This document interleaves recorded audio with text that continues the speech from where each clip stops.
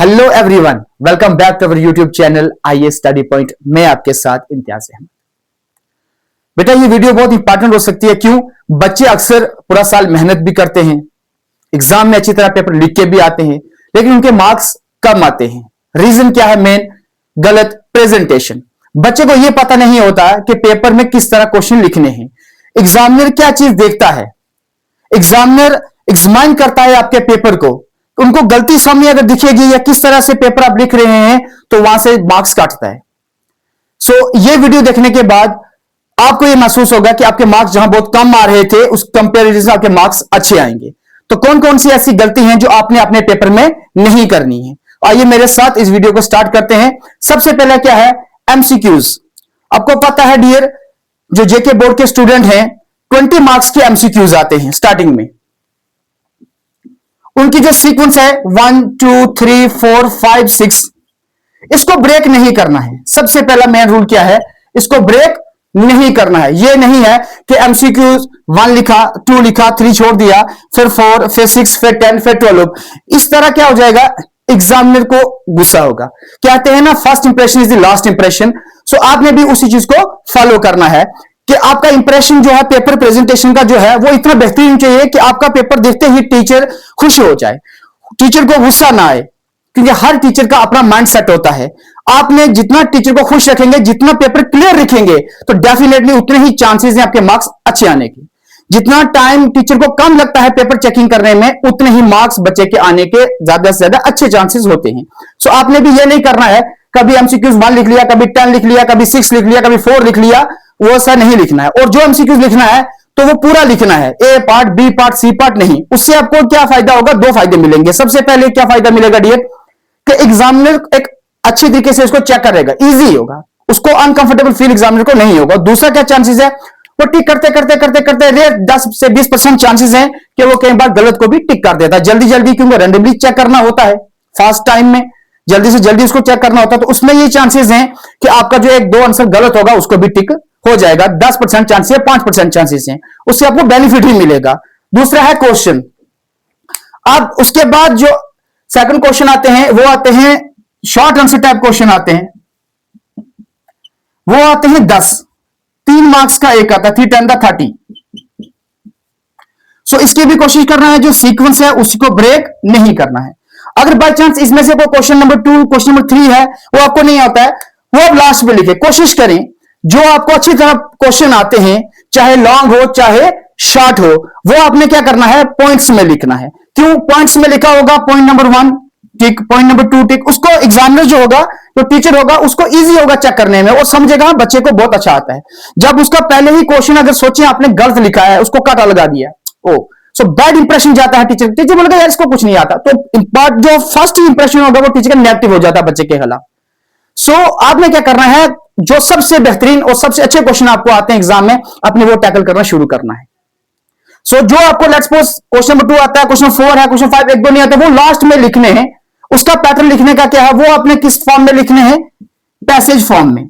या आप क्या कर सकते हैं, उसको छोटे छोटे ब्लॉक्स में या टाइप्स में पैसेज फॉर्म में लिख सकते हैं। क्योंकि पैसेज आपको ये चांसेस है कि वहां से कम क्वेश्चन लिखोगे 1 मार्क्स 2 मार्क्स रेयर चांसेस मिल ही जाएंगे। और वो ये भी नहीं है कि पूछा हुआ ज्योग्राफी का क्वेश्चन है आप लिख रहे हैं हिस्ट्री का, पूछा हुआ है हिस्ट्री का आप उसमें इकोनॉमिक्स ऐड कर रहे हैं, तो डेफिनेटली वो टीचर सामने देखेगा यार बच्चे ने गलती किया, तो वहां से आपकी गलती देखेगा तो पूरा काट देगा। आपने जो क्वेश्चन आपको नहीं आता है उस चैप्टर को रिकॉल करना है, किस चैप्टर से आया है, किस टॉपिक से है, तो आप उसके अकॉर्डिंग कुछ ना कुछ उसमें ऐड करेंगे तो डेफिनेटली वहां से 1-2 मार्क्स आपको मिल जाएंगे। तो इससे भी आपको मार्क्स इंक्रीज होने के चांसेस हैं। और दूसरी बात इसमें क्या करना है, जो क्वेश्चन में आपने कभी भी लिख रहे हैं, जो बच्चे जैसे कुछ बच्चों ने फिक्स रटा मारा होता है, क्रैमिंग किया होता है, तो उसको 10 लाइनें हैं, 10 में से 2 लाइनें बोल दी, वो छोड़ देता लाइनिंग। आपने ये लाइनिंग छोड़नी नहीं है। जहां से बोल गया आपने वहां से अगर लिखना शुरू कर देना है। भाई एक बात समझें, किसी भी टीचर को पॉइंट टू पॉइंट याद नहीं होता है। और आप कोई बच्चा है, कोई एमबीटी से याद करता है, कोई सोशल मीडिया, हजारों जगह से मटेरियल होता है। एग्जामिनर को क्या चाहिए? कंसेप्ट। कोई चीज पूछी है, उसका कंसेप्ट बच्चे ने लिखा है, तो मतलब वही है, उसको आंसर चाहिए। आप पॉइंट टू पॉइंट किसी लिखा नहीं होता, या पॉइंट टू बैक तो याद होता नहीं है, कुछ भूल भी जाते हैं। अगर आप सामने दिख रहे हैं कि यहां पे अपनी गलती है, तो वहां से तो मार्क्स डेफिनेटली वो काटेगा।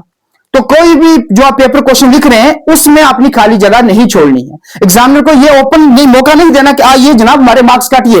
एग्जाम्पल दे देता हूं, जैसे कोई एक ट्रैफिक पुलिस वाला है, वो देख रहे कि इस बंदे हेलमेट बाइक में नहीं पहना, उसको समझ दिख रहा है इसका चालान कटेगा, लेकिन आपने वैसे ही ओपन गलती नहीं बतानी है एग्जामिनर को कि जहां से आपके मार्क्स कटे।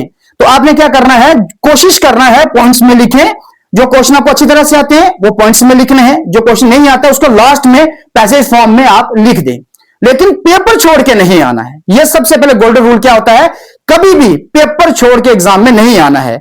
ये आप बात याद रखिए। लास्ट तक वो जो 3 घंटे दिए जाएंगे वो 3 घंटे आपने वहां पे सर्व करने हैं और अच्छी तरह पेपर लिख के आना। अगर छोड़ के आ जाएंगे तो उसका नुकसान डेफिनेटली क्या है, आपको तो वो 0 मार्क्स मिलेंगे।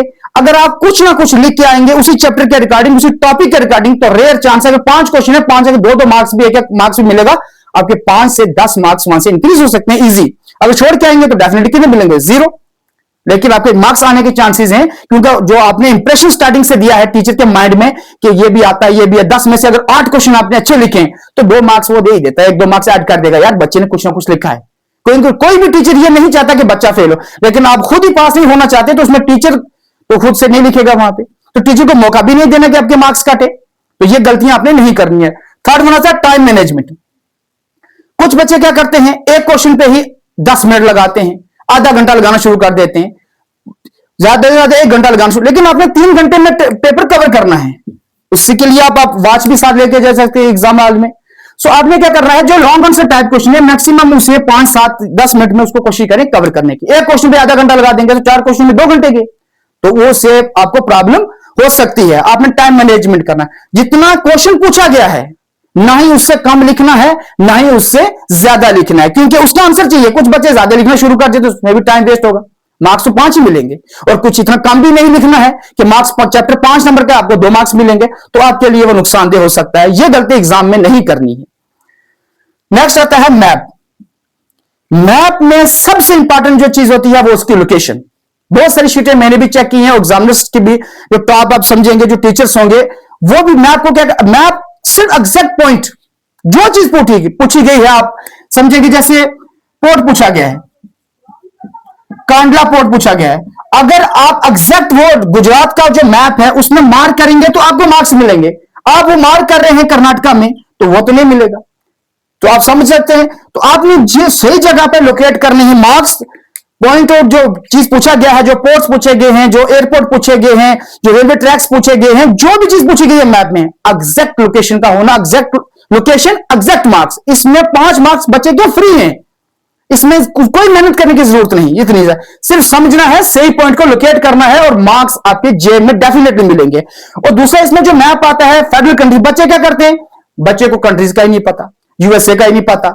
भाई आप, मैंने पहले भी बोला था, चाहे इंडिया का मैप हो चाहे वर्ल्ड का मैप हो, जो कंट्रीज आपको पता ही नहीं है वो कंट्रीज पूछेंगे तो आप कहां मार्क करेंगे। यूएसए पूछते हैं वो आप यूरोपियन कंटिनेंट में डाल देते हैं, ब्राजील पूछा गया है वो आप एशिया कंटिनेंट में डाल रहे हैं, सो डेफिनेटली मार्क्स कटेंगे। आपको पता भी है लेकिन आपको लोकेशन का ही नहीं पता, इसलिए आपको वर्ल्ड मैप ध्यान से समझना है।